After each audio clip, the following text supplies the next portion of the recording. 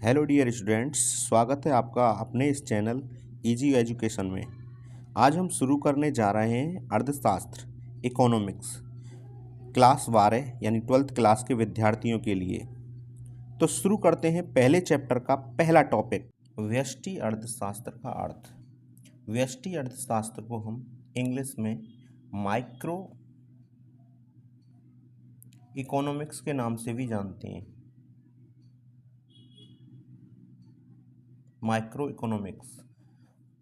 व्यष्टि अर्थशास्त्र को सूक्ष्म अर्थशास्त्र भी कहा जाता है। सूक्ष्म अर्थशास्त्र भी कहा जाता है। इसमें छोटी छोटी इकाइयों जैसे एक उपभोक्ता, एक उत्पादक, एक फर्म, एक उद्योग आदि, इन सभी की आर्थिक क्रियाओं एवं आर्थिक व्यवहारों का अध्ययन किया जाता है। अलग अलग, एक साथ नहीं, अलग अलग। यानी एक उपभोक्ता की आर्थिक क्रिया, एक उत्पादक की आर्थिक क्रिया, एक फर्म की आर्थिक क्रिया, आर्थिक व्यवहार आदि का अध्ययन किया जाता है। उदाहरण,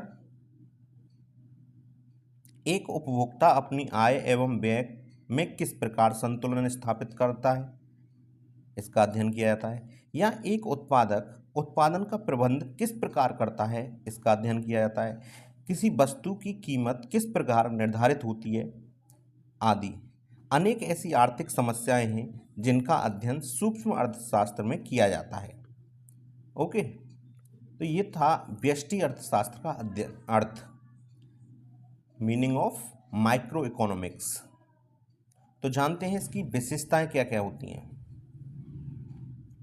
विशेषताएं, पहली विशेषता है व्यक्तिगत इकाइयों का अध्ययन। इस अर्थशास्त्र में, इस सूक्ष्म अर्थशास्त्र में हम व्यक्तिगत रूप से इकाइयों का अध्ययन करते हैं। यानी सभी इकाइयों को एक साथ लेकर के अध्ययन नहीं करते, एक एक करके उनकी आर्थिक क्रियाओं या आर्थिक समस्याओं का अध्ययन करते हैं अलग अलग। अति सूक्ष्म चरों का अध्ययन। अति सूक्ष्म चरों का अध्ययन, अब क्योंकि एक एक इकाई का अध्ययन किया जाता है जो कि अर्थव्यवस्था की दृष्टि से बहुत ही छोटी सूक्ष्म होती हैं, अर्थव्यवस्था की दृष्टि से बहुत ही सूक्ष्म होती हैं, जिनके होने या ना होने का अर्थव्यवस्था पर कोई प्रभाव नहीं पड़ता। अति सूक्ष्म चरों का अध्ययन इस अर्थशास्त्र में किया जाता है। कीमत सिद्धांत या व्यक्तिगत कीमत निर्धारण का अध्ययन, हम इसमें इस बात का अध्ययन करते हैं कि विभिन्न प्रकार की वस्तुओं की कीमतों का निर्धारण किस प्रकार किया जाता है।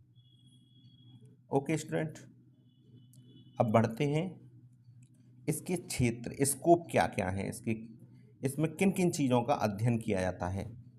सूक्ष्म अर्थशास्त्र का क्षेत्र, स्कोप ऑफ माइक्रो इकोनॉमिक्स, मांग का सिद्धांत। मांग के सिद्धांत का अध्ययन करते हैं, मतलब सूक्ष्म अर्थशास्त्र के अंतर्गत हम मांग के विभिन्न सिद्धांतों का अध्ययन करते हैं।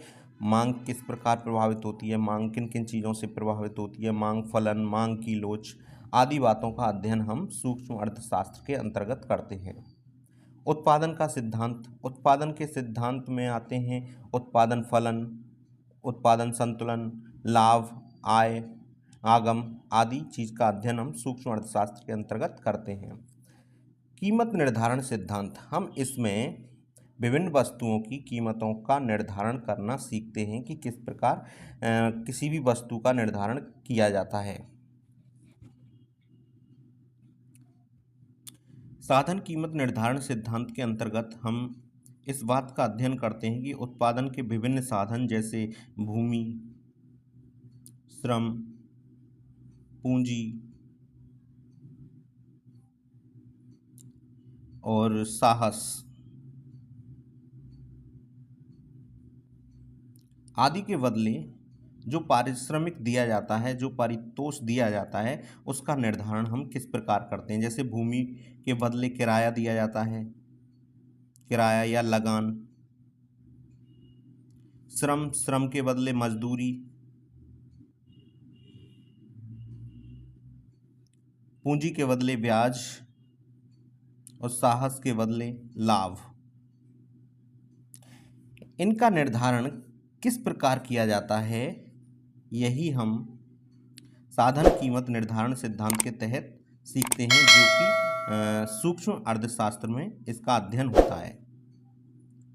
Okay dear student.